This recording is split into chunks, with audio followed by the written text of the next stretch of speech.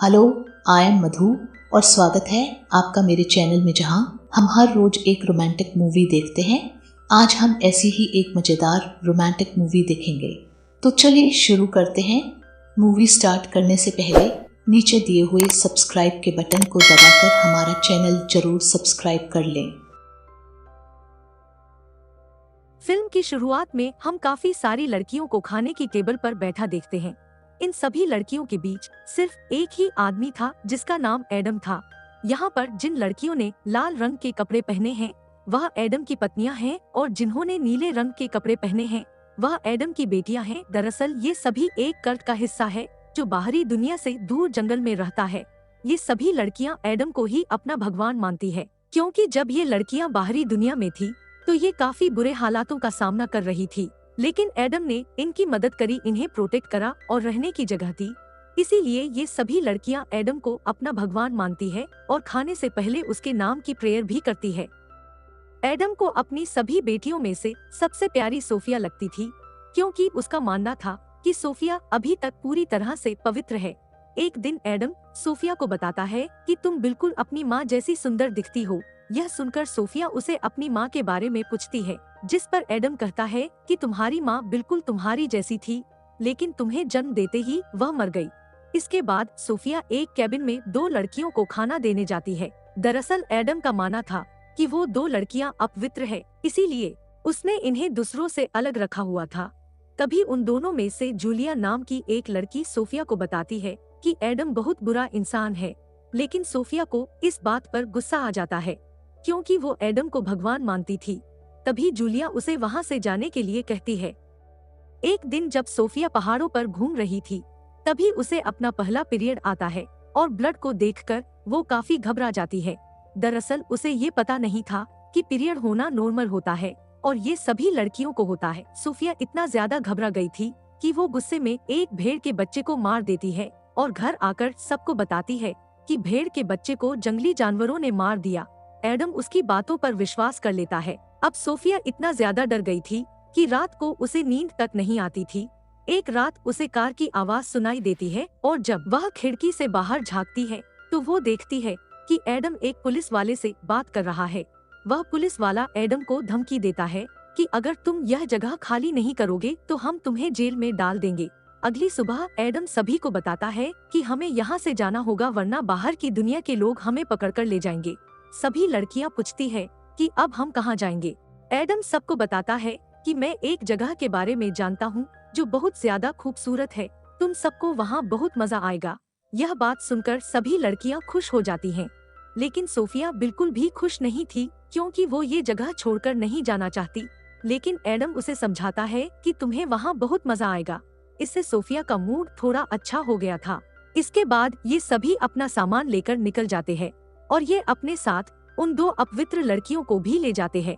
इनकी मंजिल काफी दूर थी, इसीलिए यह रात गुजारने के लिए एक अच्छी सी जगह खोजते हैं। तभी इन्हें एक टूटा फूटा घर दिखाई देता है। सोफिया कहती है कि हमें यही रात गुजारनी चाहिए क्योंकि बाहर काफी ठंड है, लेकिन एडम कहता है कि यह घर काफी गंदा है, इसलिए हम बाहर ही कैंप लगाएंगे। इसके बाद यह सभी बाहर कैंप लगाकर सो जाते हैं। सुबह होने पर सभी लड़कियां सोफिया के पीरियड ब्लड को देख लेती हैं और वह उसे भी अपवित्र कहने लगती हैं। और जब ये बात एडम को पता चलती है तो वो सोफिया को कहता है कि मैं तुम्हें फिर से पवित्र कर दूंगा, लेकिन तब तक तुम्हें उन दो अपवित्र लड़कियों के साथ रहना होगा। इसके बाद ये सभी अपने सफर में आगे बढ़ते हैं। काफी चलने के बाद ये सभी एक जगह आराम करने के लिए रुकते हैं, जहाँ जूलिया सोफिया को बताती है कि तुम्हें सबने कहा होगा कि तुम्हारी माँ तुम्हें जन्म देते ही मर गई, लेकिन ऐसा नहीं है। वह तुम्हें जन्म देने के बाद भी जिंदा थी, पर उन्हें इन्फेक्शन हो गया था। वो दर्द से रोती रही, लेकिन एडम उन्हें हॉस्पिटल नहीं लेकर गया, जिसे वहीं उनकी मौत हो गई। यह जानकर सोफिया को एडम पर बहुत गुस्सा आता है। रात होने पर सोफिया यह से भागने के बारे में सोचने लगती है और वो जूलिया से पूछती है कि अगर तुम्हें सारी सच्चाई के बारे में पता था तो तुम यहाँ से भागी क्यों नहीं। इस पर जूलिया बताती है कि मेरा इस दुनिया में कोई नहीं, तो मैं जाती तो कहाँ जाती, इसीलिए मैं इतने सालों से इस कल्ट में रह रही हूँ। सुबह होने पर यह सभी फिर से अपने सफर में आगे बढ़ते हैं, लेकिन तभी इनमें से एक औरत जो प्रेग्नेंट थी उसे लेबर पेन होने लगता है। वो औरत चिल्ला चिल्ला कर यही कह रही थी कि वो इस बच्चे को यहाँ जन्म नहीं देना चाहती, लेकिन लेबर पेन ज्यादा हो जाने की वजह से उस औरत को जंगल में ही अपने बच्चे को जन्म देना पड़ता है। पर बच्चे को जन्म देने के तुरंत बाद ही उस औरत की मौत हो जाती है, क्योंकि उसे इन्फेक्शन हो गया था। सभी लोग इस बात से बहुत दुखी थे, लेकिन एडम को तो इसे कोई फर्क ही नहीं पड़ रहा था। वह उस औरत की बॉडी को वही जलाने लगता है। इसके बाद जब ये सभी सफर में आगे बढ़ते हैं तो एडम कहता है कि हमें इस बच्चे को यही छोड़कर जाना होगा, क्योंकि ये एक लड़का है और हमारे कर्त में मेरे सिवा कोई और लड़का नहीं हो सकता। इसीलिए जूलिया फैसला करती है कि वो यही रुककर इस बच्चे को पालेगी। इसके बाद बाकी सभी सफर में आगे बढ़ जाते हैं, लेकिन कुछ ही दूर जाकर यह फिर से रुक जाते हैं, क्योंकि इन्हें लग रहा था कि ये रास्ता भटक गए हैं। तभी एक लड़की कहती है कि उसे कुछ दिखा है, लेकिन एडम को इससे गुस्सा आ जाता है। वह कहता है कि क्या तुम हमें लीड करने की कोशिश कर रही हो। वो उसे बहुत मारता है। सभी लड़कियों को बहुत बुरा लगता है, लेकिन वो कुछ नहीं कर सकती थी। कुछ देर बाद ये सभी अपने मंजिल तक पहुंच जाते हैं। वो जगह काफी सुंदर थी। इसके बाद एडम अपनी सभी बेटियों को नदी में नहलाकर पवित्र कर देता है। रात होने पर एडम की सभी पत्नियां बातें कर रही होती है कि कल एडम उनका पुनर्जन्म कर देगा, लेकिन सुबह होने पर एडम की पत्नियां वहां से गायब थी और उनकी बेटियां उन्हें ढूंढ रही थी। सभी अपनी अपनी माँ को ढूंढते हुए नदी तक पहुंच जाती है जहां एडम बैठा हुआ था। वो कहता है कि मैंने इस नदी की मदद से तुम सबकी माँ को मोक्ष दे दिया है, लेकिन असलियत में उसने उन सबको नदी में डुबोकर मार दिया था।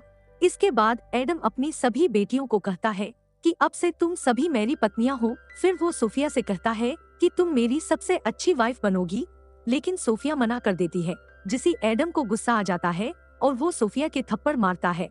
लेकिन सोफिया भी उसे जोर जोर से थप्पड़ मारने लगती है, जिसे देखकर बाकी सभी लड़कियों में भी हिम्मत आ जाती है और वह सभी मिलकर एडम को जान से मार देती हैं। इसके कुछ दिन बाद जब वहाँ पुलिस आती है तो वह एडम की सभी पत्नियों की डेड बॉडीज देखते हैं। साथ ही उन्हें एडम की भी डेड बॉडी दिखती है और इसी के साथ ये फिल्म खत्म हो जाती है। अगर आपको वीडियो पसंद आई हो तो चैनल को